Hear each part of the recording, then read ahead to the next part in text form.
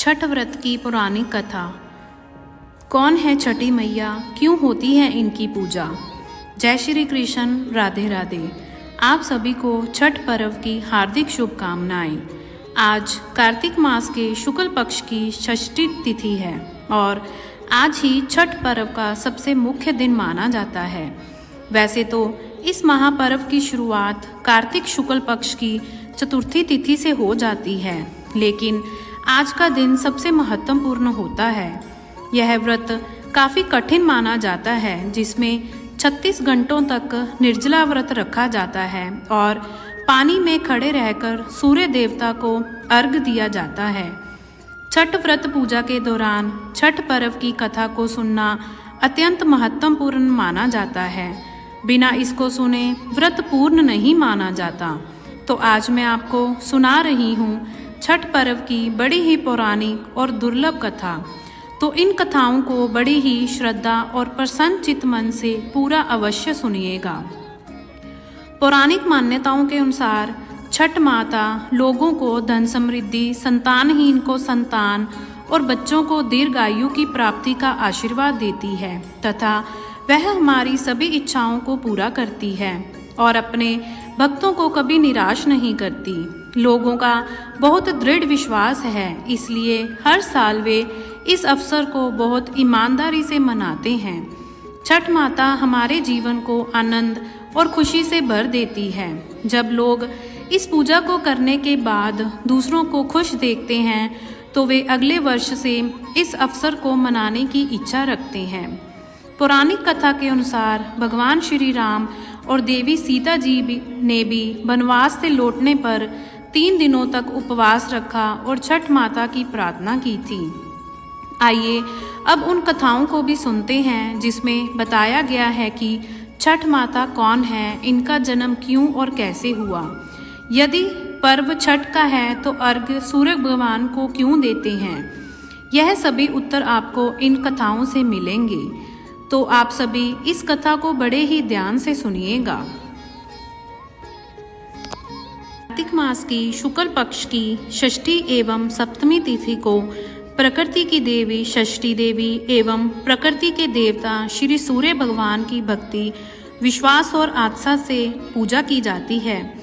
प्रजापति ब्रह्मा जी ने काल के समय नदी के तट पर कार्तिक मास की शुक्ल पक्ष की षष्ठी तिथि को अपने मन से प्रकृति के छठे अंश से एक दिव्य कन्या को जन्म दिया, जिसका नाम मनसा देवी हुआ और प्रकृति के छठे अंश से उत्पन्न होने के कारण इनका नाम षष्ठी देवी अर्थात छठ मैया पड़ा। छठी मैया ने विधाता से अपने जन्म का उद्देश्य पूछा तो ब्रह्मा जी ने छठ मैया को वरदान दिया कि हे देवी, आप संसार के सभी बच्चों की सुरक्षा करें और जो भी माताएं आपकी पूजा करें उसके सुहाग, वंश, परिवार, धन संपत्ति, आयु, आरोग्य और बच्चों की सुरक्षा करें। छठ मैया ने जब अपने निवास स्थान के बारे में पूछा तो विधाता ने कहा कि आपका जन्म नदी तट पर हुआ है और प्रकृति अर्थात श्री सूर्य भगवान के छठे अंश से, इसलिए आज से प्रत्येक महीने की शुक्ल पक्ष की षष्ठी तिथि को आपकी पूजा श्री सूर्य देव की किरण में और नदी, तालाब या स्वनिमृत तट पर होगी।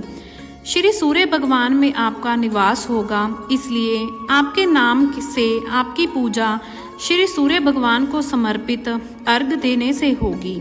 इसलिए छठ माता की पूजा नदी, तालाब या किसी तट पर ही होती है और श्री सूर्य भगवान की किरणों में निवास करने के कारण छठ माता का अर्घ्य श्री सूर्य भगवान को दिया जाता है और वहीं से छठ मैया पूजा स्वीकार कर छठ व्रतियों को अखंड सुहाग, धन संपत्ति, आयु, आरोग्य और बच्चों को सुखपूर्वक दीर्घ जीवन का आशीर्वाद देती हैं।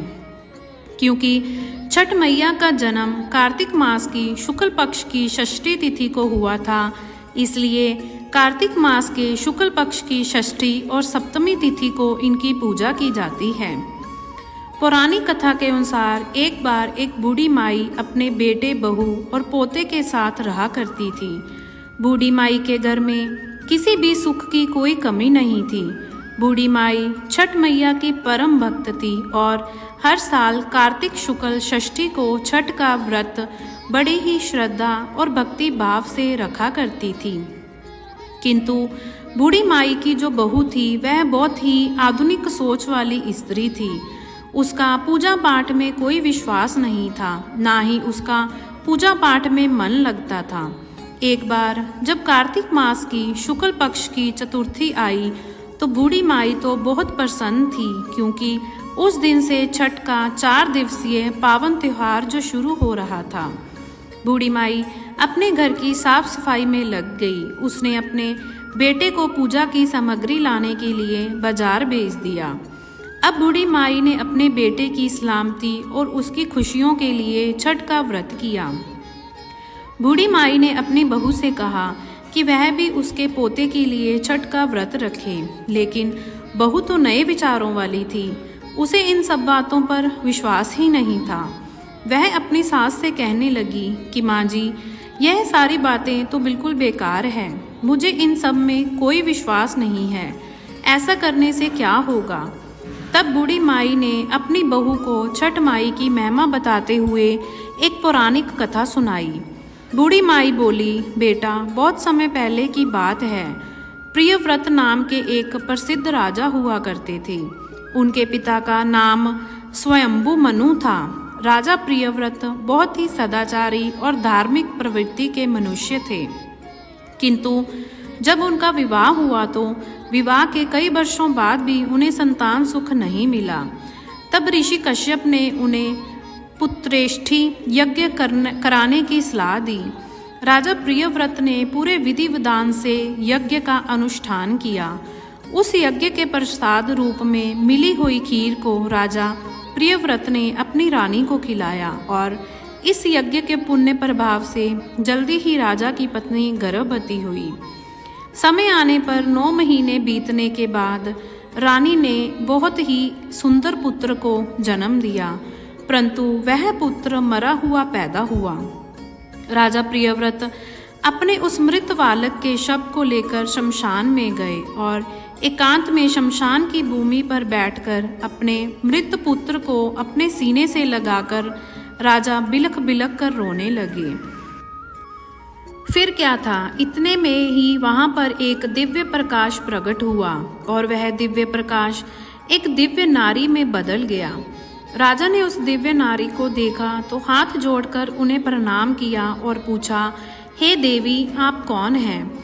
राजा प्रियव्रत की बात सुनकर देवी ने उनसे कहा, राजन, भगवती मूल प्रकृति के अंश से प्रकट हुई मैं देवी षष्ठी हूँ और इस संसार में मैं छठी माई के नाम से जानी जाती हूँ। ऐसा कहकर छठ माता ने उस मृत बालक को उठा लिया और अपने प्रभाव से उसे पुनः जीवित कर दिया। जब राजा ने देखा तो वह स्वर्ण के समान सुंदर और स्वस्थ पुत्र छठी माता की गोद में खिलखिला रहा था। अभी राजा प्रियव्रत उस बालक की ओर देख ही रहे थे कि छठ माता उस बालक को अपने साथ आकाश में ले जाने लगी। यह देखकर राजा दुख से बेबल हो उठा। उसके होंठ, कंठ, तालू सब सूख गए और उसने माता की स्तुति की। राजा की स्तुति करने से छठ माता प्रसन्न हुई और कहा कि हे राजन, तुम सर्वत्र प्रकृति यानी सूर्य, उषा, जल और वायु की पूजा करवाओ और खुद भी करो। प्रकृति की आराधना से और समस्त संसार वर्ष भर खुश, सुखी और स्वस्थ निरोगी रहेंगे और दीर्घायु को प्राप्त होंगे। तब राजा प्रियव्रत ने सूर्य, उषा, जल और वायु की तथा छठी माता की पूजा की और व्रत किया। इस पूजा से प्रसन्न होकर छठ माता ने राजा को उनका पुत्र वापस दे दिया। तभी से कार्तिक शुक्ल षष्ठी के शुभ अवसर पर सूर्य, उषा, प्रकृति, जल और वायु के साथ छठी मैया की भी पूजा जाने लगा। अपनी बहू को यह कथा सुनाकर बूढ़ी माई कहने लगी कि बेटी, छठ माता की महिमा तो ऐसी ही है कि स्वयं भगवान श्री राम और सीता मैया ने भी छठ का व्रत करके भगवान सूर्यदेव का आशीर्वाद प्राप्त किया था।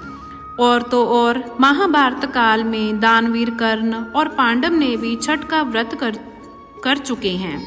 यह सुनकर वह आधुनिक युग और नए विचारों वाली बहू बोली, माँ जी, ये सब तो मनगढ़ंत बातें हैं। मैं इन सब पर कोई विश्वास नहीं करती। ना तो मैं इतने घंटों तक भूखी प्यासी रह सकती हूँ और ना ही अपने शरीर को कष्ट दे सकती हूँ। यह व्रत तो माँ जी आप ही करो। सास ने बहू को फिर से समझाने की कोशिश की, लेकिन वह नहीं मानी। उल्टा वह तो सास और छठी माता का ही मजाक बनाने लगी।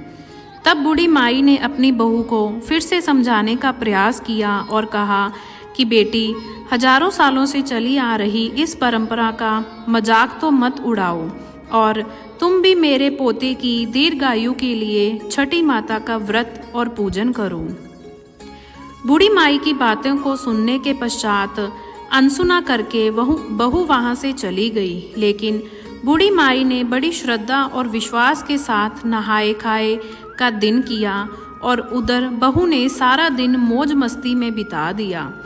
अगले दिन छठ के पर्व का दूसरा दिन यानी कार्तिक मास के शुक्ल पक्ष की पंचमी का दिन आया, जिसे खरना के नाम से भी जाना जाता है। शाम को जब बूढ़ी माई ने अपनी बहू को खीर और पूड़ी का प्रसाद दिया, तब बहू ने फिर से कहा कि माँ, इतना कठिन निर्जला व्रत क्यों कर रही हो और इस बुढ़ापे में अपने शरीर को कष्ट क्यों दे रही हो? इससे आपको क्या फायदा होगा? यह सुनकर बूढ़ी माई ने बहू को फिर से छठ माता की महिमा समझाने की कोशिश की, परंतु बहू ने एक बार फिर से अपनी सासू माँ की उन सभी बातों को अनसुना कर दिया और अपने कमरे में जाकर खा पी कर सो गई। वैसे तो सासू माँ कई सालों से अपनी बहू को छठ माता की महिमा बताने की और इस व्रत को रखवाने की कोशिश कर रही थी और उनकी बहू हर साल ही इस प्रकार उन्हें टाल दिया करती थी। किंतु ना जाने क्यों इस बार बूढ़ी माई का मन बहुत घबरा रहा था और वह मन ही मन बार बार छठी माई से प्रार्थना कर रही थी कि माँ, यह बच्ची तो नासमझ है, इसे क्षमा कीजिएगा। यह आपकी महिमा नहीं जानती, इसलिए आप इसको क्षमा कर दीजिएगा। अगले दिन कार्तिक मास की षष्ठी तिथि थी। सभी लोग छठ पूजा की तैयारियों में जुटे हुए थे, परंतु बहू अभी तक अपने कमरे में सो रही थी। उस दिन वह बहुत देर से उठी और उठकर बहू ने जब अपने पास सो रहे अपने बेटे को उठाना चाहा, तब बेटे ने कोई जवाब नहीं दिया। बेटा हिला डुला तक नहीं। यह देखकर बहू बहुत घबरा गई और वह भागी भागी अपने पति और सास को बताने के लिए गई। जब उन्होंने यह बात पता चली तो सास और पति दौड़े दौड़े कमरे में आए। उन्होंने भी बच्चे को जगाने की कोशिश की, किंतु बच्चा हिला डुला भी नहीं और ना ही उसके शरीर में कोई हरकत दिखाई दी। यह देखकर सभी बहुत घबरा गए और वे उस बच्चे को लेकर वैद्य जी के पास गए, किंतु वैद्य जी ने भी उस बालक को देखकर उसे मृत घोषित कर दिया। वैद्य जी भी हैरान थे कि इतना अच्छा और स्वस्थ बालक अचानक से कैसे मृत्यु को प्राप्त हो सकता है। बालक को मृत देखकर सभी विलाप करने लगे। बूढ़ी माई का दिल तो पहले से ही घबरा रहा था।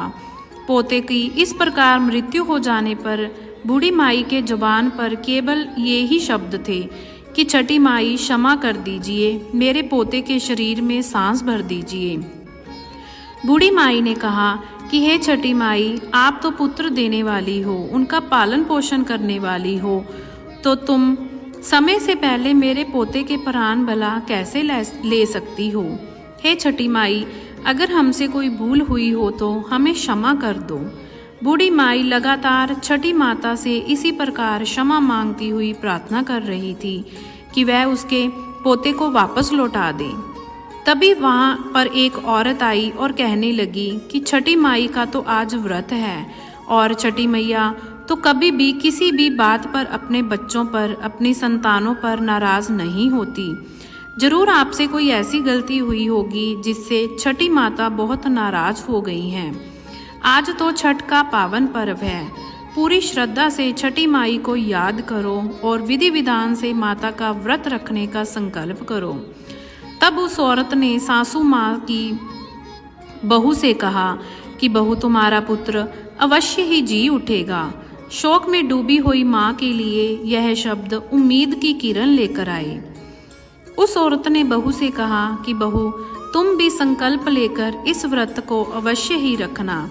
उस अनजान औरत की बातों में कुछ तो ऐसा जादू था कि इतने सालों से समझा रही उसकी सासू माँ की बातों का भी बहू पर असर नहीं हुआ, किंतु कुछ ही क्षणों में उस अनजान औरत ने बहू के मन को एकदम बदल दिया। बहू के मन में छठी माता के लिए प्रति श्रद्धा और विश्वास भर गया और वह आंखें बंद करके छठी माता को याद करने लगी और छठी माता से प्रार्थना करके कहने लगी कि हे छठी माई, मेरे बच्चे को पूर्ण जीवित कर दो। मैं अब से हर साल छठ का व्रत अवश्य रखूंगी। इस प्रकार आंखें बंद कर जब बहू छठ माता का व्रत करने का संकल्प ले ही रही थी कि तभी उसने देखा कि उसकी गोद में बच्चा आंखें खोलकर मुस्कुरा रहा है। इतना बड़ा चमत्कार देखकर सभी परिवार वाले और वैद्य जी भी हैरान हो गए। बालक को जीवित देखकर जैसे ही बहू ने आंखें खोलकर उस अनजान औरत का धन्यवाद करने के लिए अपना सिर घुमाया तो देखा कि वह औरत तो वहां पर थी ही नहीं। सभी समझ गए कि हो न हो वह अनजान औरत अवश्य ही छठी माता थी, जो स्वयं इस व्रत की महिमा समझाने और उसे ज्ञान देने के लिए आई थी। इसके बाद तो बहू ने बूढ़ी माई के साथ मिलकर पूरी श्रद्धा से छठ पूजा की तैयारी की। शाम को घाट पर जाकर सूर्य देव को संध्या अर्घ और अगले दिन उषा अर्घ देकर व्रत का पारण किया। हे छठी मैया, जैसे आपने बूढ़ी माई के विश्वास की लाज रखी और उनकी बहू को सद्बुद्धि दी तथा उनके बच्चे की रक्षा की, ऐसे ही इस कथा को कहने, सुनने और हुंकारा भरने वाले सभी परिवारजनों की रक्षा करना, सभी को सद्बुद्धि देना और सभी की संतानों की रक्षा करना। प्रेम से बोलिए छठी मैया की जय।